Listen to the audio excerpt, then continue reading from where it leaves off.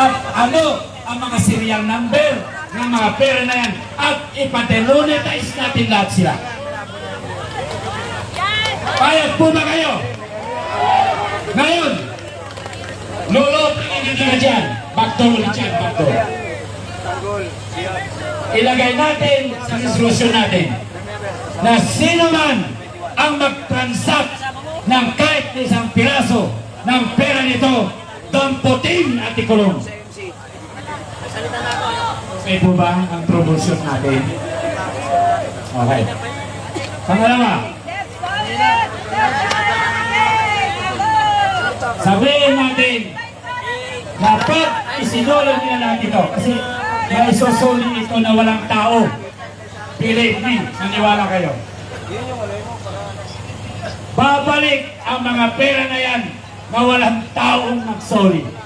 Tama po ba? Bakit? Ayaw nilang malaman kung sinong umahawak ng mga pera na yan. At yung mga pera na yan, posible ang iba ay nasa bangko. Ipinalik sa bangko yan. Nakadeposit yan. Posible naman na nasa mga vault lang nila. Ngayon, ipa-inventoryo natin sa Bangko Sentral ng Pilipinas kung ano ang mga serial number na yan. At dapat, pag may nagbalik, dapat may witness ang taong bayan. Alamin natin kung sino ang nagsoli at ilan yung isinoli. Dahil ito, hindi nila pwedeng gamitin yung pera kung hindi ibalik muna sa Bangko Sentral para palitan ang mga serial number na yan. Pero hindi tayo papayag na ibalik agad-agad sa PSP yan in midnight lamang. Dapat tayo ang iipon lahat ng pera na yan at sisiguraduhin natin na mailagay sa account ng mamamayang Pilipino, hindi sa Bangko Sentral dahil ginagawa ng sindikato ang pera ng Pilipinas. Kaya po ba kayo? Okay. Dalawa lang ang promotion na i-offer ko. Makinig kayo ha. Yan, salamat Lahat, kay Vince sana. Baboy. Anyway, Andito kung tayo nagpirma sa tayo ano, ng isang andito tayo sa petition. rally sa harapan ng Kasi Senado. ayoko naman na Yan, so, ipaikot ang petition. Bakit? Kayong lahat, kung may mga tendencies Salamat, kayo, salamat. dapat may tendencies po kayo. Sir Onin, sana may tendencies po kayo. Ipunin po natin yan. Yan ang gagamitin natin petition. Para i-monetize yung mga nakaw na pera. Tingnan ko lang kung hindi mabalik sa kahirapan itong mga congressman na nakaw. ha? Okay, pangalawa. Si Amal, sa lahat ng Amal, yan yung magsabi na malambot ang ito. Dapat! Kahit mapakulong natin lahat ang mga magnanakaw sa Pilipinas. Maniwala kayo sa akin o hindi. Kuya! Kung batch 1 sila, pagdating ng ibang administrasyon, may batch 2 naman ang magnanakaw. Ano yan? Tinapay na may You believe me? Pero kung si Pangulong Sara Duterte ang maging presidente sa hinaharap, Bigyan natin yung at least mas kukunti siguro ang magnanakaw. Wala kay plastic yan. Pero ito, para totally Tony B. na mawala na yung mga magnanakaw na yan. Bigyan natin yung Bakit di natin pag-usapan ang matagal nang ipinapangako ng mga administrasyon na baguhin na ang sistema ng paggobyerno ng Pilipinas? baso lang. Baso lang. Oo, baso na lang. Hindi ba ipinangako ni Pangulong Digong ng federal system? Ipinangako ni Ma'am Sara Duterte yung federal system?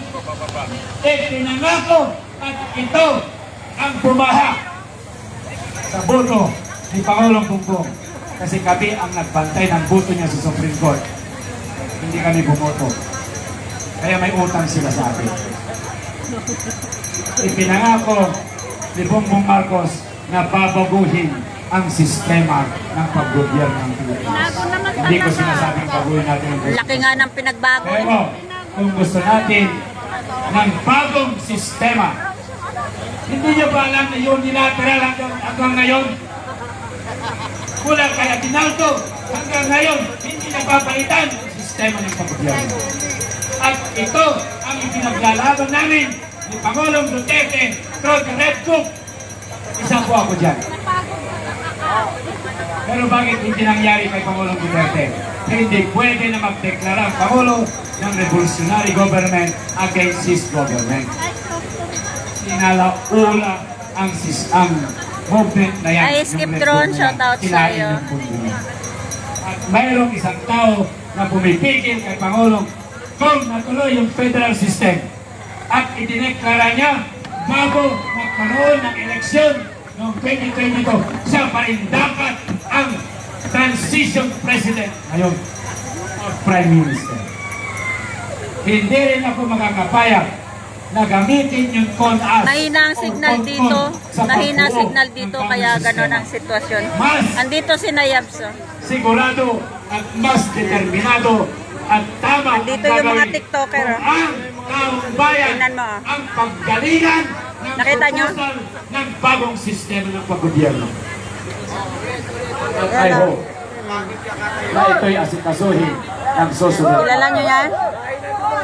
Sa... Bakit hindi tayo papayag na CONAS kon? Eh sila Ayun, lang ah. din naman ang magmamanipulate eh. Kilala nyo yan? Pero kung gamitin natin,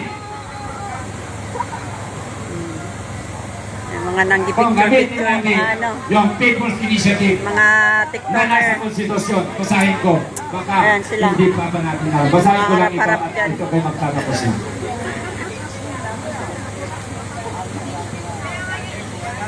Mahina ang signal, kaya trinay ko lang siya dito. Kaya di ba kanina doon ako sa TikTok.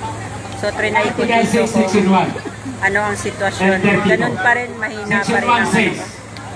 the legislative power shall be vested in the Congress of the Philippines, which shall consist of a Senate and the House of Representatives. Except, napakalinaw ha, except Nag-uwian pa yung to the ibang extent tao. reserved to the people when the Ano? provision and initiative referendum, hindi nila pwedeng pakialaman yan. Section 32. Pero magdamag kami dito ngayon. The Congress shall, as early as possible, 1987 po ito ha, as early as possible, hindi pa tumilak yung manok, provide a system of initiative and referendum. And the exceptions Ay, thereof cute eh. will Yan, not nag-live ako dito kahit mahina ang signal. Mahina signal when dito. not closed. Or Nag-uwian pa yung ibang mga tao, pero tingnan nyo yung mga pulis. Oh. Kita mo yung mga pulis doon, nakatayo doon sa malayo. or local legislative body after Yan. the registration of a petition, therefore, signed by at least 10% of the registered voters, of which every legislative district must be presented by at least 3% of the registered voters. Ito po yung hindi pa nangyayari sa bansa natin. Kaya hindi po tayo pinaparinggan ng administrasyon kasi wala po tayong ganito. But anyway, ang People's Initiative, hindi kailangan magpaalam tayo sa gobyerno o administrasyon. Panoorin mo, Cutie, kung sino yung nasa harapan ko na nag-ayos ng ano, nag-ayos ng... I-comment mo, ayan na, ayan na, ayan na. Ayan o, yung nag-ayos na yan. Hindi ito Sino yan? kayang Ayan. harangin. So, dalawa lang po. Yung nag-ayos ng camera, ng cellphone doon sa... na naka... ano... At i-propose natin ang bagong sistema na manggag sa taong bayan. Maraming Naka-tripod. salamat. Sana po nagkaintindihan. Comment mo kung sino, Cutie. Huwag kang mag-inarte, charot.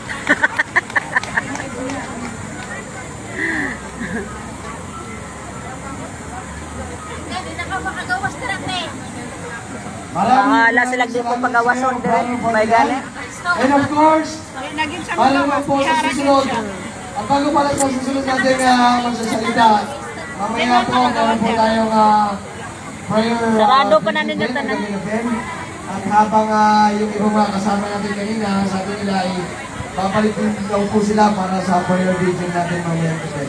So maybe around 8:30 to 9, so doon po natin gaganapin ang ating prayer vigil. At para naman po sa susunod na magsasalita, mula po sa Defender of Tension, tawagin po natin si Ginoong Rene Mandarin. po. Sino si Mandarin? Ngayong gabi.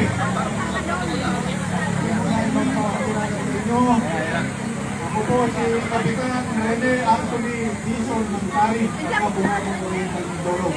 Ako po ang Lieutenant Kapitan Del Barco Mercante. OFW po ako na siya. Magsalita kaya. Magsalita ka. Magsasalita ka, walang tao. Natawan ng OFW, pwede. Oo. 25 taong pangalawang kapitan at 12 taong kapitan del barco.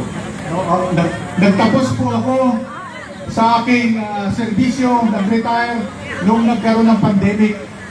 At maswerte lang po at nung nagkaroon ng pandemic ay ako po ay nakababa na ng barko. Kaya pagbuhat po noon ay Slow connection talaga ako kahit anong gawin. Tumigil na po ako ng pagbabarko. Kasi may na talaga signal dito. Ako po ay naging environmentalist at saka naturalista. No? Yan po, dahil nung tumigil po ako ng barko doon sa aming probinsya, ay ako ay naintriga sa proyekto ng DPWH sa aming lugar na ang aming dalampasigan ay punuin ng dike, ng seawall protection dike. So ako po ay nagreklamo sa aming sangguniang bayan. Ipinaliwanag ko sa kanila na mali po ang inyong ginagawa. Sapagkat ako po ay naturalista. Saan ka nag-CR? Karanasan sa kalikasan ay hindi po mapapantayan. Kami po ang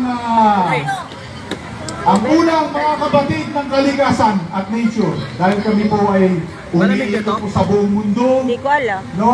Alam po namin lahat ng weather, no?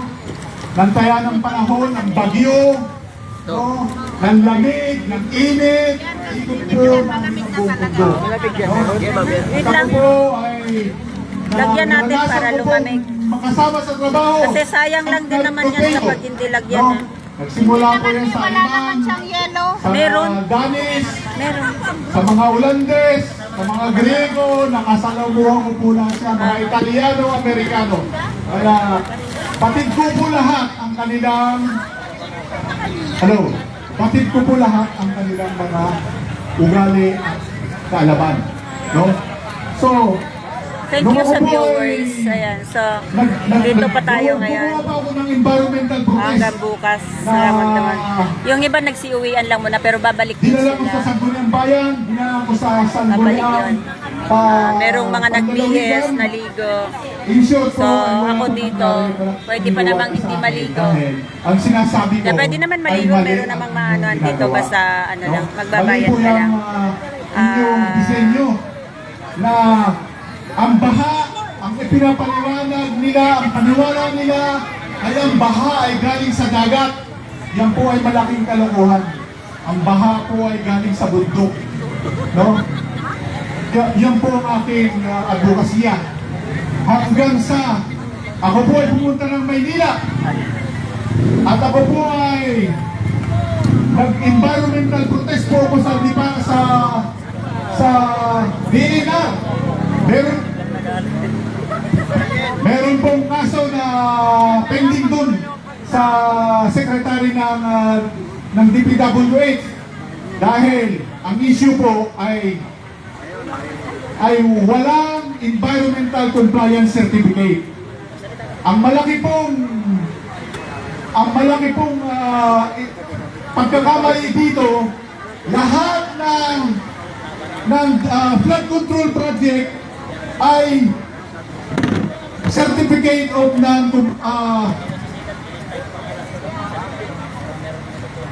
ay exempted po lahat sa environmental certificate ang kanilang mga proyekto. No? So yun po ang issue.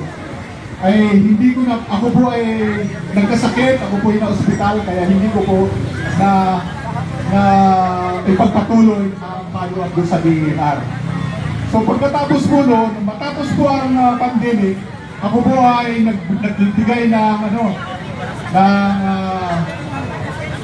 ng environmental protection.